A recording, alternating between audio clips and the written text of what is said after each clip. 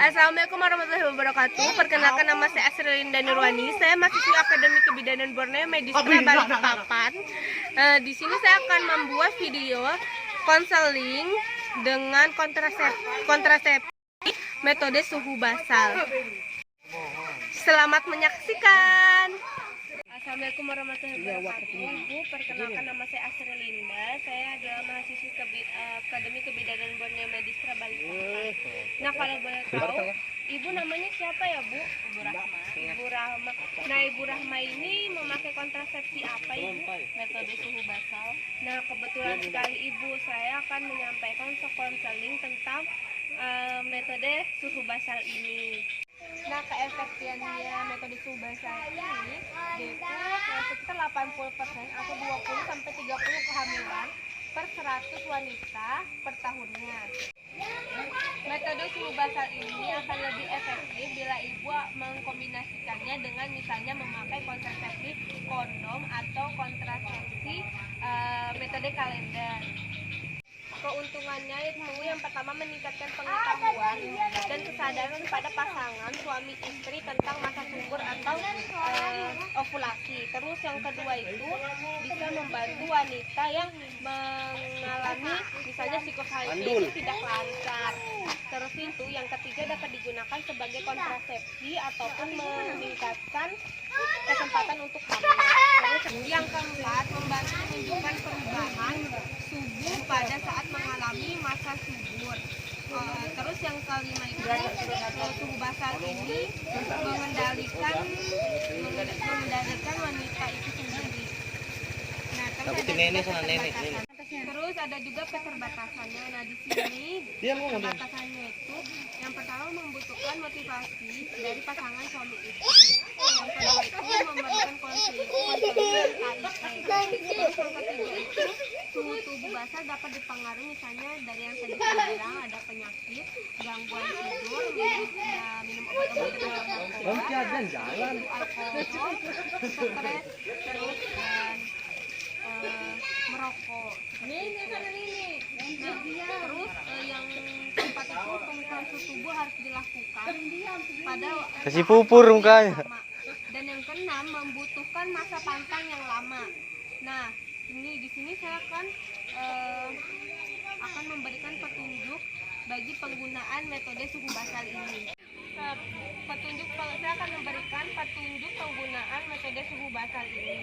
Nah, yang pertama itu suhu diukur pada waktu yang sama setiap pagi ya, Bu ya, sebelum bangun tidur.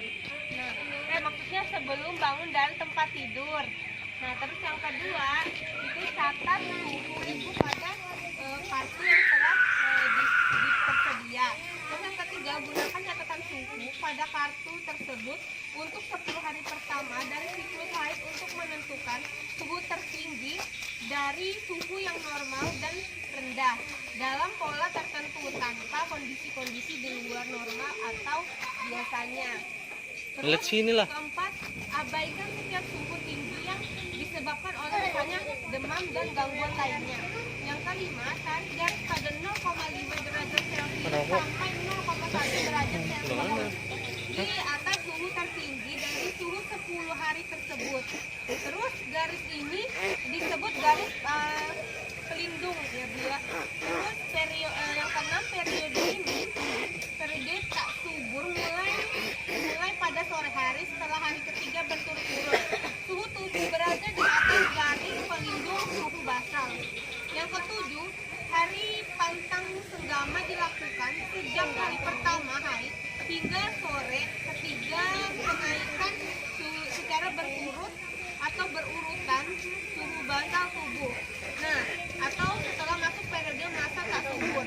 Terus yang kedelapan, masa pantang untuk senggama pada metode suhu basal tubuh lebih panjang dari metode ovulasi Billings.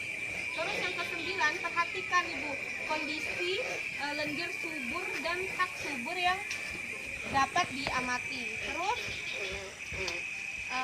itu ya Bu ya. Terus catatannya Saya di sini ada catatan, jika salah satu dari 3 suhu berada di bawah garis pelindung atau cover line selama perhitungan 3 hari, kemungkinan tanda ovulasi belum terjadi, Ibu ya. Nah, karena untuk menghindari kehamilan itu harus kita tunggu sampai 3 hari. Ya, berturut-turut itu.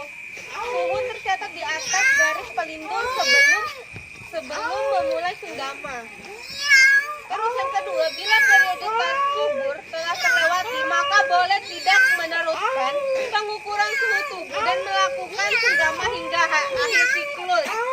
Nah, siklus haid, dan kemudian kembali mencatat grafik suhu basal siklus berikutnya. Nah, jadi metode suhu basal ini akan lebih baik kalau misalnya Ibu memakai kayak pendukung, kayak misalnya Ibu pakai kondom atau metode kalender yang sudah saya jelaskan tadi. Nah, seperti itu Ibu. Apakah ada yang ingin ditanyakan, Ibu? Tidak ada ya, Bu ya.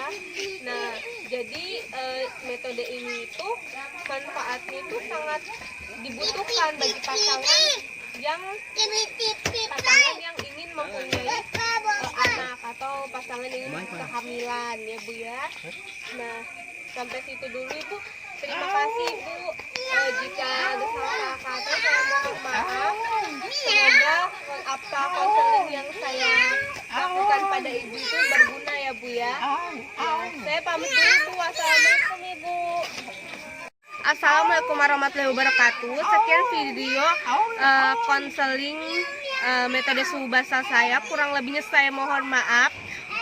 Wassalamualaikum warahmatullahi wabarakatuh.